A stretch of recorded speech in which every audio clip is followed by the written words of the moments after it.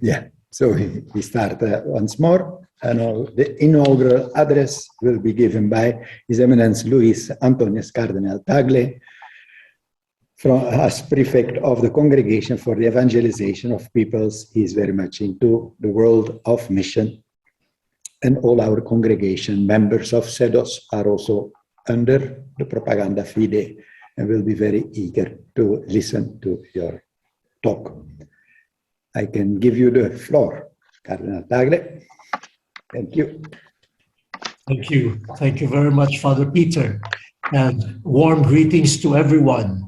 I would like to thank the organizers of this symposium for the invitation for me to deliver the inaugural address as you tackle new trends in mission. Wow. And thanks to the history of the SEDOS and its mission and the workings of this symposium. Your exchange, I'm sure, is based on lived experience, the history of your communities, intense study, your struggles, your pains, and also your hopes. And I'm sure this symposium will be of great help to the whole church and to the Congregation for the Evangelization of Peoples. I will not give you a theological or missiological treatise because I'm not capable of doing it. What I will do is just to share some questions, some observations based on my experience as prefect of the Congregation for the Evangelization of Peoples, which has been quite short so far, 1 year and 8 months. So I'm learning. I'm also learning. And by sharing with you these observations and questions, I hope you could bring them to further reflection and even critical study. It's providential that we are holding this or opening this symposium on the anniversary of the opening of Vatican II, and which is also chosen as the feast of Pope John the 23rd. I want to inform everyone that the CHEP, or the Propaganda Fide, will celebrate its 400th founding anniversary in 2022, next year. And the CHEP is specially focused on the formation and the growth of local churches in so-called missionary territories, or sometimes they are referred to as the young churches. And part of that is the commitment also, to animate on all the members of the church, to animate them in missionary awareness, in prayer for the missions, solidarity, especially expressed through the contributions, the charitable contributions through the World Mission Sunday collections and the other pontifical mission societies. Now I want to go to my sharing. I have 3 points here, not in their order of importance and definitely not exhaustive, but you have 5 days to reflect on everything under the sun. The first point that I would like to share is this. Since Vatican II, I'm sure even before that, but intensely since Vatican II, we have been emphasizing the shared dignity of all the baptized in the common priesthood, rooted in baptism. Also, the universal call to holiness and the call for all of us to be missionaries, or as Pope Francis would refer to us as disciple missionaries and missionary disciples.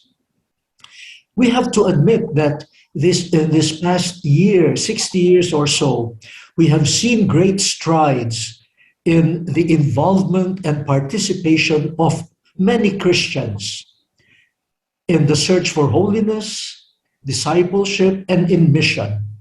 But we also have to admit that there is much room for growth in this area. The word mission, which we often use, the word mission carries with it, in many parts of the world, some sort of connotation. It is associated with the ordained, with religious men and women, and Father Pires has some questions regarding that. How do we call them? Or societies of apostolic life or institutes of apostolic life. And not only that, the word mission also helps to classify some countries and churches. You have countries that are classified as missionary sending countries, and some countries are classified as missionary receiving countries.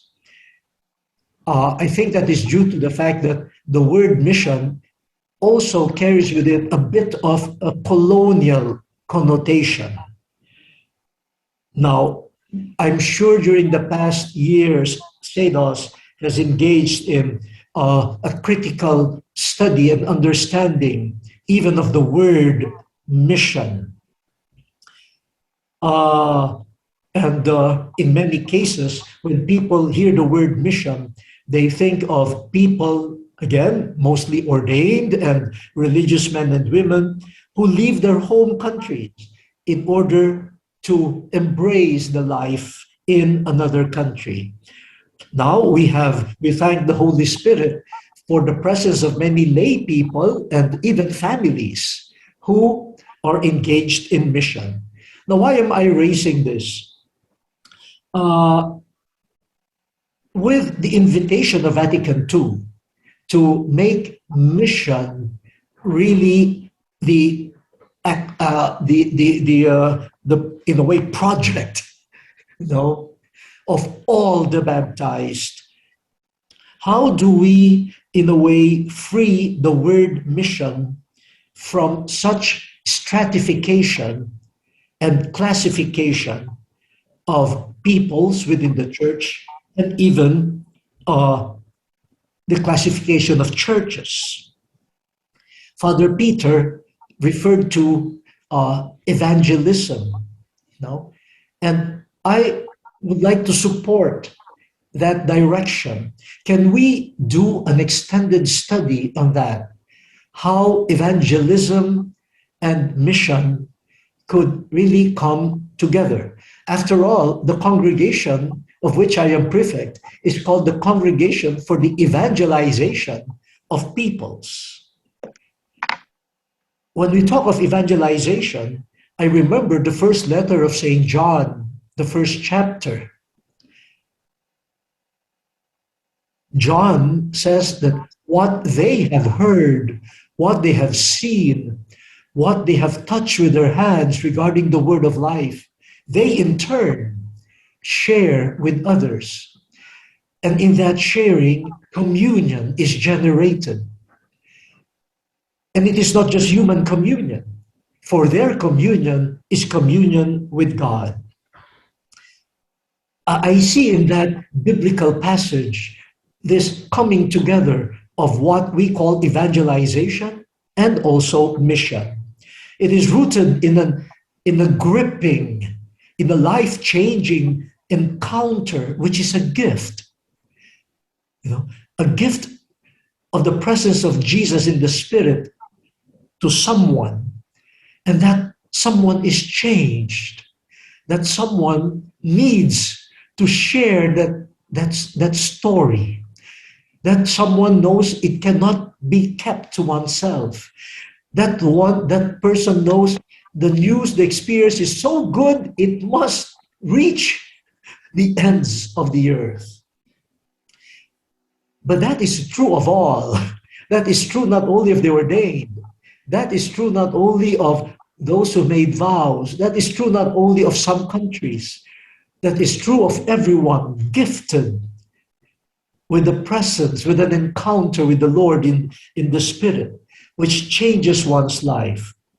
So here, I think we have a fertile area for rethinking mission so that it becomes the domain of all the baptized, especially with all the fluidity in boundaries of territories, no, even cultural shifts. When it comes to the strict classification of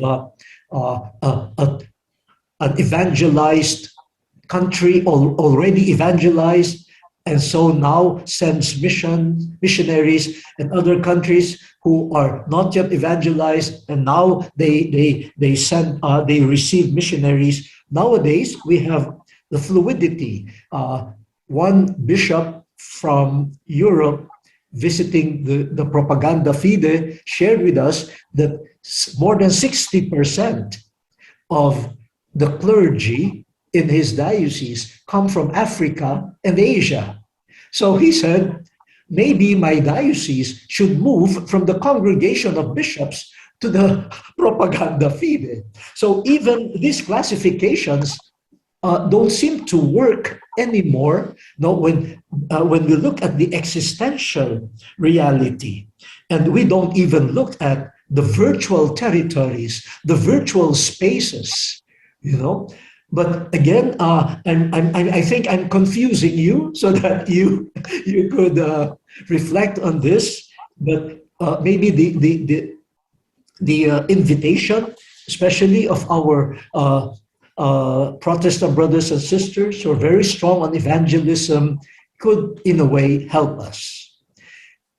The second point that I have seen operating in our experience in the congregation, and which brings me, I should say, much pain also, is this. While during the past years, we have been working towards becoming a more globalized world, a more globalized humanity. You know, we said that the boundaries separating us, the walls, the barriers need to fall so that we could work as one human family. You know? But as this has been, in a way, progressing in its own brand of globalization, we see the world more fragmented than ever. We see a lot of suspicion and fear of the other, and therefore some sort of self-defense, the protection of who I am, the lowering of barriers and boundaries seems to be a big threat to who I am. This suspicion and fear of the other, I think, has also brought about a lot of loneliness, isolation, and so impersonal and even societal loneliness. Fear breeds loneliness, and fear also breeds violence.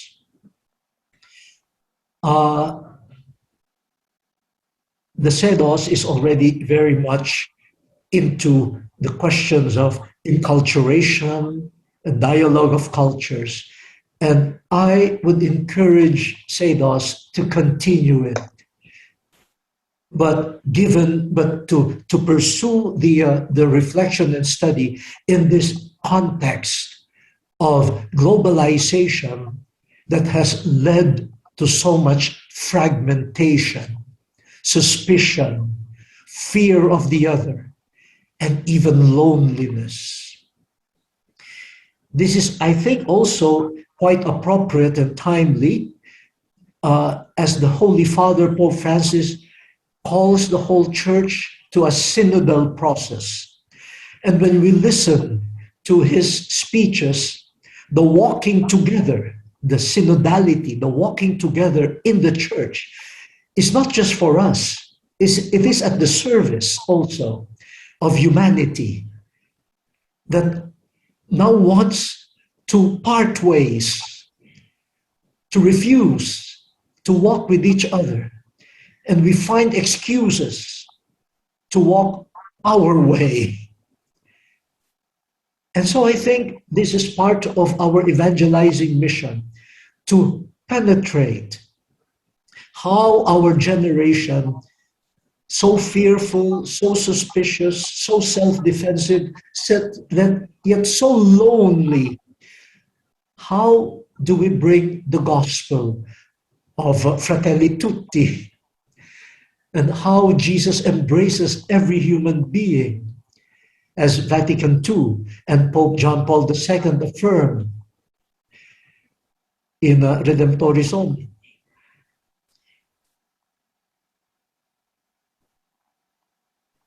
And I have to say, with a lot of pain in my heart, that within the church,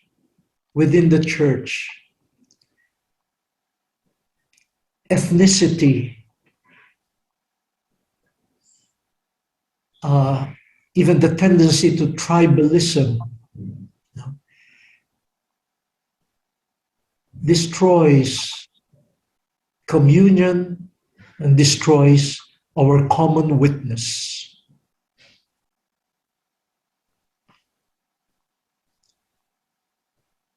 We see how even positions in the church are the object of like ethnic conflicts. The desire is not to have someone competent or someone who is missionary at heart to occupy some positions of responsibility.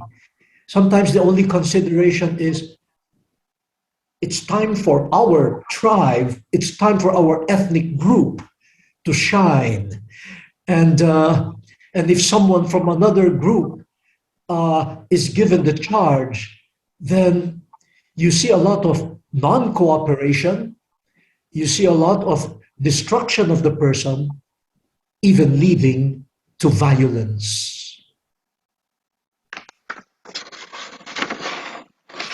I think we can learn from the business world.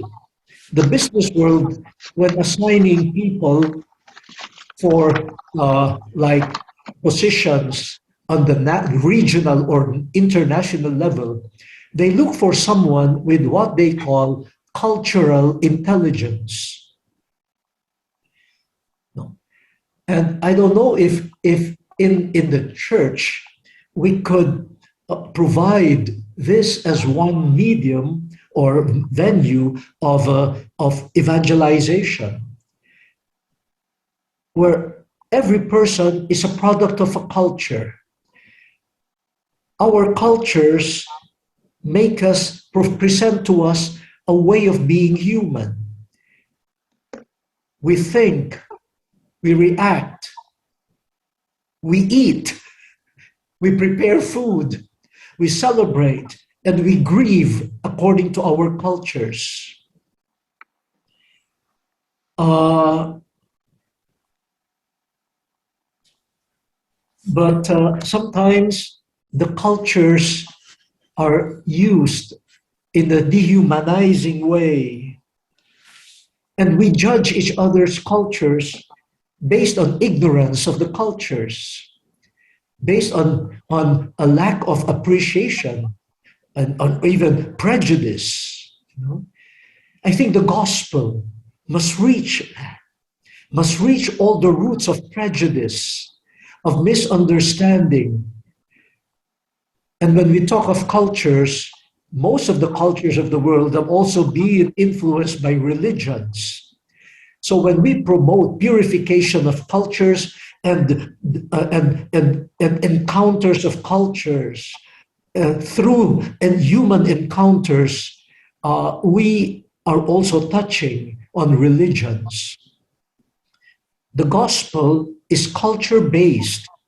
That's why exegetes spend so much time studying the cultures, of the original writers, so that we could get what the Spirit is telling us through those cultural media.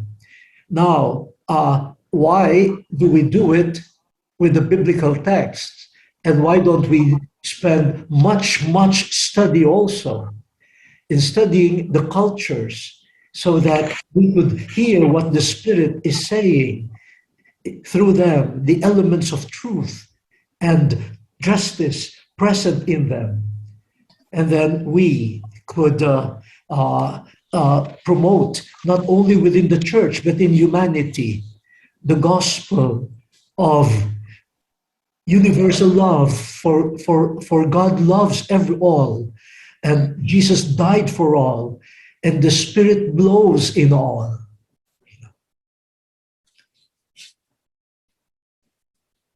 We can learn from Jesus.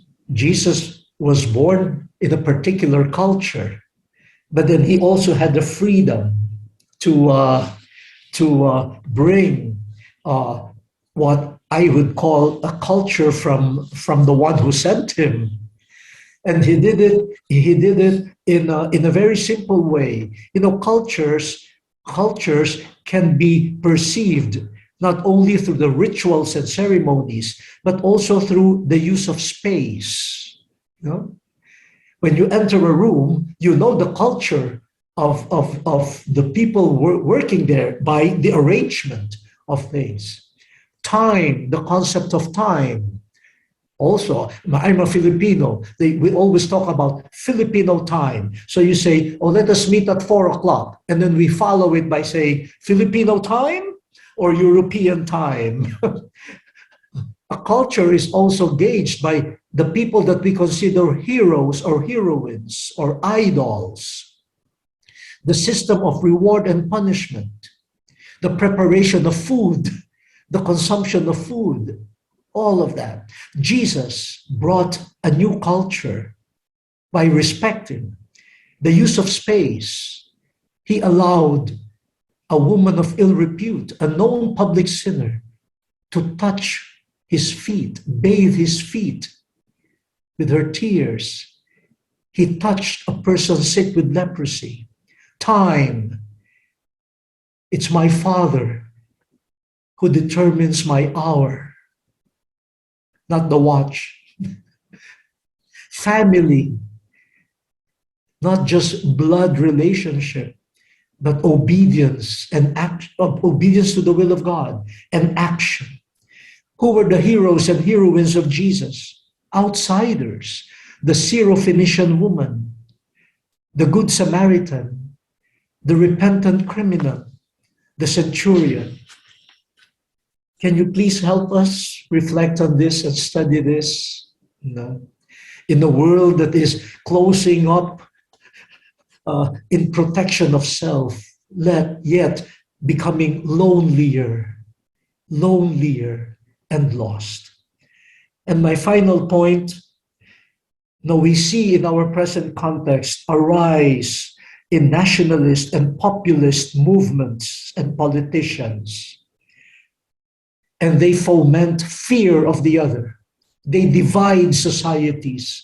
They divide peoples. Now, they are very wise. They thrive on some true and even legitimate frustration and anger of people who have been neglected by the present system, by the present economic, social, and cultural system. People have been forgotten. And these populist movements and politicians go to the angry, the frustrated, the hungry, the desperate. And they present themselves as saviors, as Messiah figures. And some of them with a Christian background use Christianity, use the gospel for their populist agenda. The poor who have their legitimate protest and cry are further manipulated by such leaders who appear to be bearers of the gospel. Some of these people feel that they are in fact following the gospel by following these populist leaders. And in the end, they are further victimized, further manipulated. So here, I think part of our evangelizing mission is for the church to really walk with the poor, our closeness to them, our empathy, our genuine works of justice and charity, disinterested, without any self-interest, making the poor really experience love, and to help them be protected from further manipulation. And I include here the gospel of reconciliation and forgiveness. What Pope Francis proposes in Fratelli Tutti, a penitential memory based on truth, justice, and forgiveness, so that the cycle of violence, the cycle of division would be stopped. Not by ignoring the past, not by ignoring the demands of justice, but by refusing to be like the oppressor and refusing to be the bearers of a hatred that might dehumanize other people. Yeah, so I stopped there. I was given 30 minutes, and I have to obey Father Peter. So as you see, these are scattered thoughts, but I thought of sharing them with you, and with your expertise and with your exchange these coming days, I hope you could address some of these and even expand them. Okay. Thank you very much.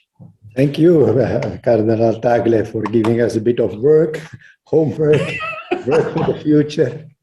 But it are indeed already new trends in mission, new trends, aspects we really have to work on. Not that we did not do that before, but to give extra attention to these aspects. And the synodality will help us also much in that regard. I would like to thank you, and we are going to unmute everyone, and they can clap for you, so that I'm not the only one clapping. No? Sister will help us in that one.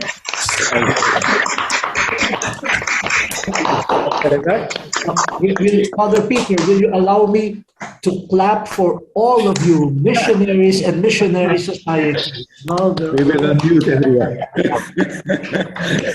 Thank you. Thank you. And I have to leave you because I have to go to another meeting. Yeah, God bless your work. And we meet on the. Thank you very much. Thank you very much. Thank you.